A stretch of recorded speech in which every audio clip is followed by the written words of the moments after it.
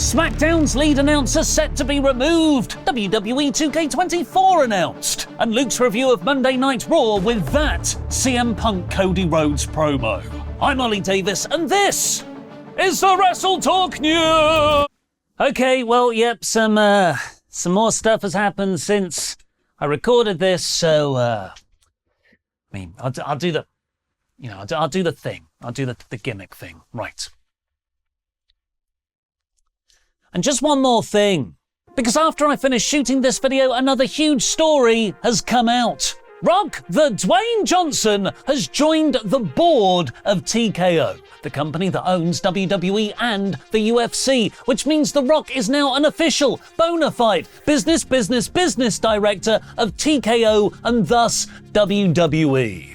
Yeah, okay, right, again, just got finished recording that Rock news and Tempest bursts through the door and tells me there's an even bigger story. So here we go again.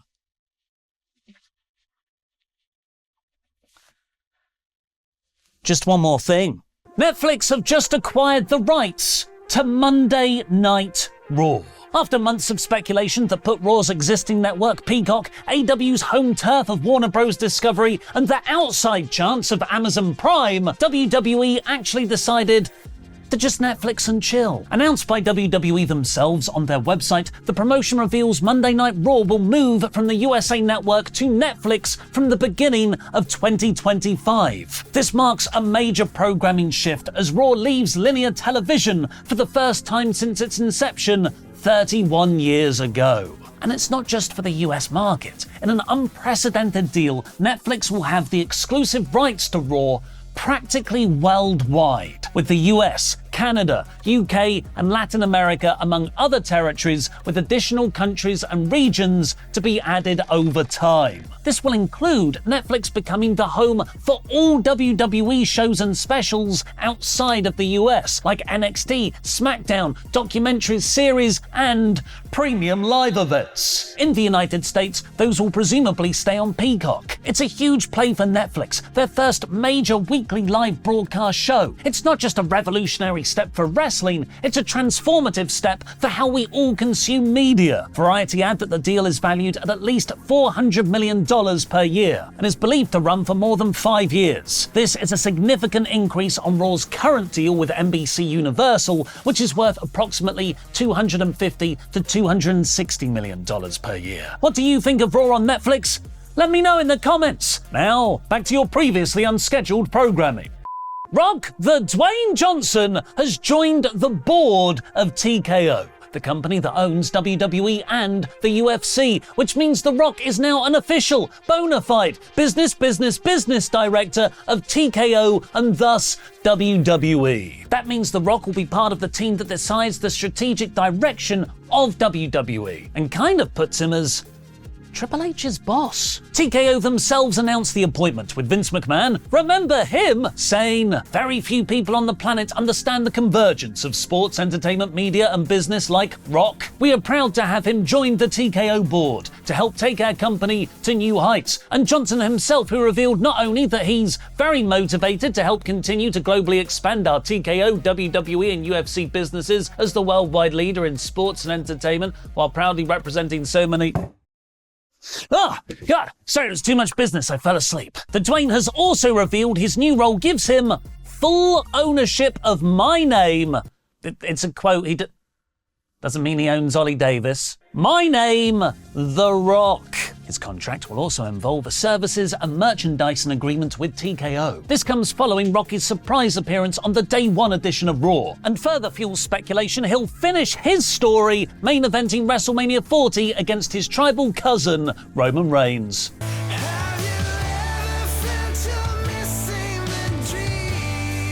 In addition to being a wrestler, actor, and impossible body image setter, Rocky is a businessman, being the owner of 7 Bucks Productions, the founder of the Terramana tequila brand, co-founder of the Zoa energy drink, and the owner of the XFL. XFL to TKO confirmed. Now back to our regularly scheduled programming. Support WrestleTalk! Kevin Patrick first started for WWE as a backstage interviewer in 2021, where he quickly mastered the Tom Phillips half crab, which is the ability to stand in a half crab while interviewing wrestlers like a slide air squat in case you're taller than. Okay, this isn't what it looks like. It's I cycled to work again and it was raining. You just gotta. The wind was blowing it just in that direction. That's why it's only here. By the following October, he was promoted to Raw's lead play-by-play commentator alongside Corey Graves, who both moved across to SmackDown's three-man booth from August 2023, now with added Michael Cole. PW Insider reported at the time this was to help improve Patrick's announcing, as while he was extremely well liked, those backstage believed he needed some more seasoning. Patrick must have become adequately salty by the end of the year though, because at the start of 2024 his Michael Cole stabilizer wheels were taken off. But according to PW Insider, that was actually more to see how Patrick tastes by himself.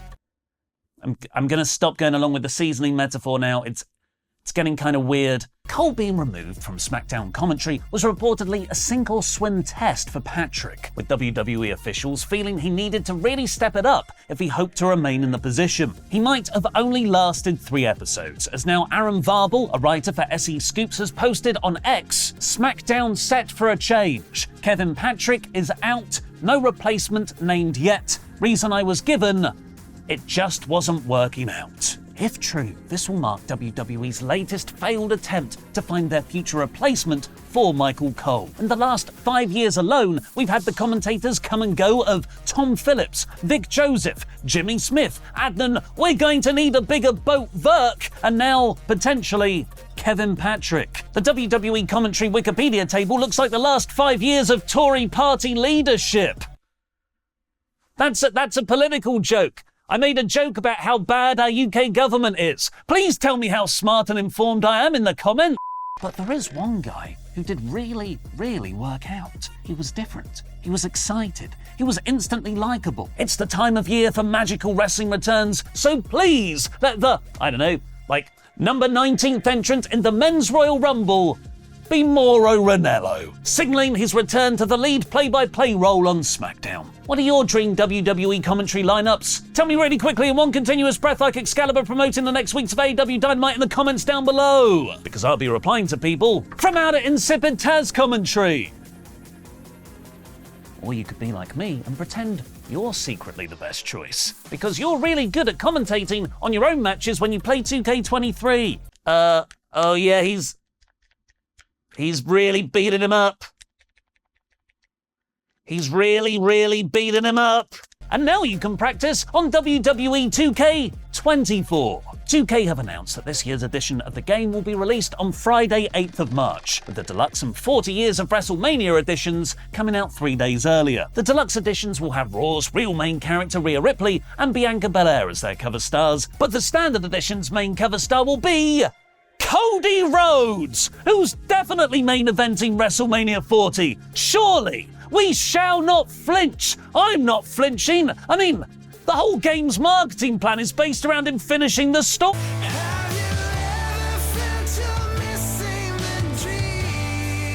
Do you think you're a wrestling genius? Well, prove it, smart guy! Sign up to WrestleLeague to compete with thousands of other people predicting every major wrestling event with a chance to win up to $250 of Amazon vouchers if you prove yourself to be the best. The new season starts with WWE Royal Rumble on January 27th. Join for free at WrestleTalk.com and make sure you click the email sign up to make sure you do not miss a show. And now it's time for my review of Monday Night Raw, aka the impressive 1,600th episode of Monday Night Raw. I think we've had that many WrestleTalk newses as well, so it's not that impressive.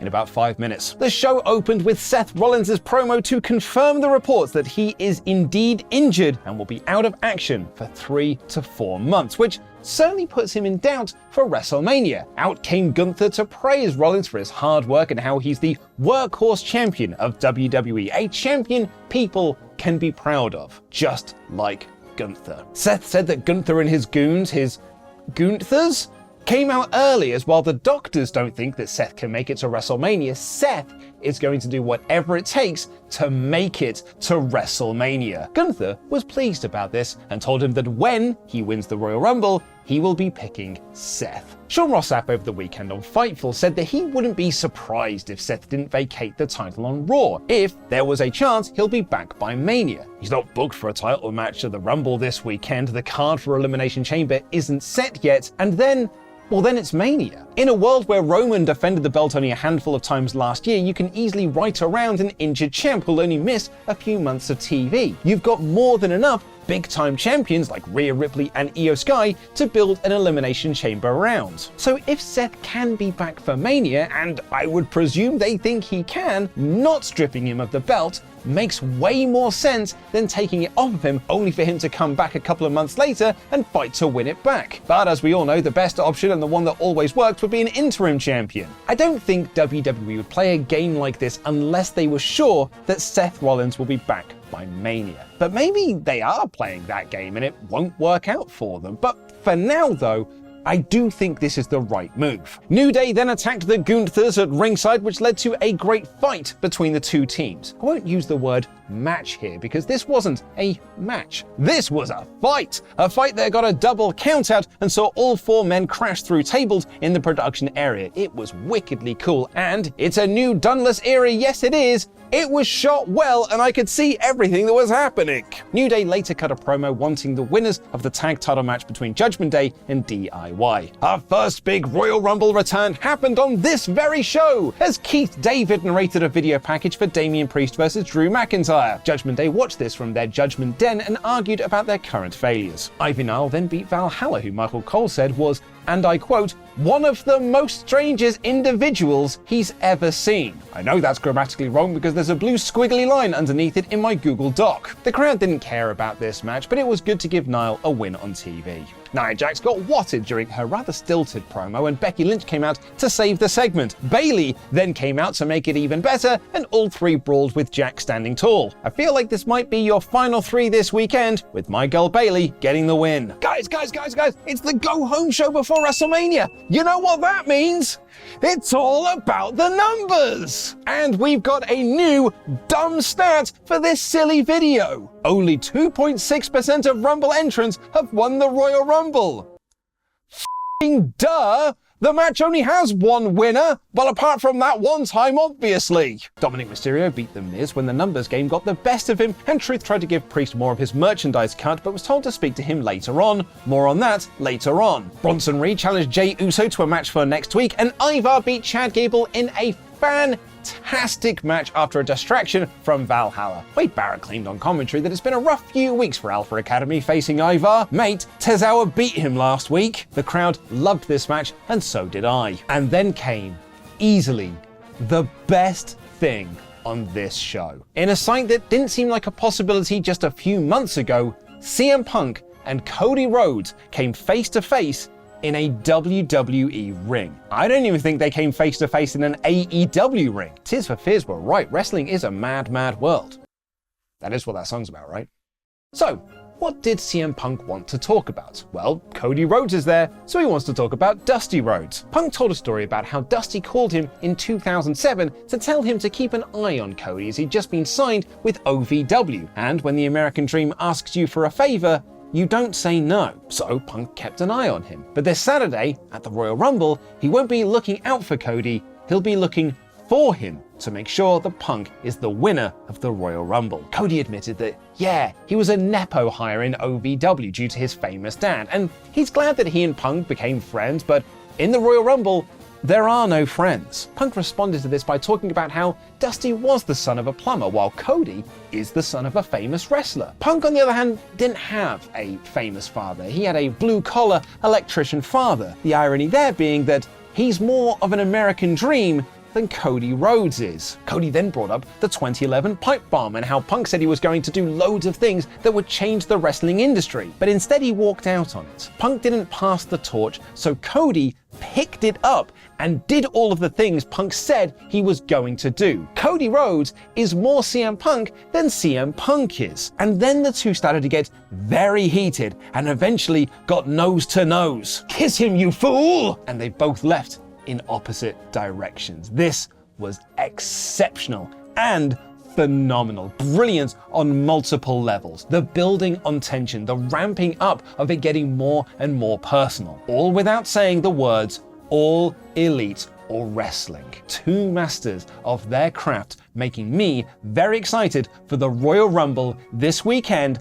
5 stars, no notes. Shayna Baszler and Zoe Stark then beat their way in an unfortunate death spot where the crowd were very, very quiet. And Damage Control argued with Tegan Nox and Natalya backstage. Jinder Mahal wanted a meeting with Adam Pearce, who wanted a drink. And in the main event, one more match to go! Saw Drew McIntyre beat Damian Priest when Truth did what he was told and came back to speak with Priest later on about his merch cut. This caused a multitude of distractions, including Priest getting a visual pin on McIntyre, and Drew hit the Claymore for the win, which wrapped up a very good edition of Monday Night Raw, which was more about its talking segments than in-ring work. Not that the action was bad, Gable versus Ivar was great, as was New Day versus Imperium, but the wrestling took a back seat for the most part to the chatting. Seth's promo, Bayley and Becky, Cody and Punk, all great stuff. And this week's Raw is 4 out of 5. And it is Royal Rumble season, and we were challenged to name every single Royal Rumble entrant in the most recent edition of Survival Series with a very challenging twist. Click the video on screen right now to find out what that twist was. It's an awesome episode.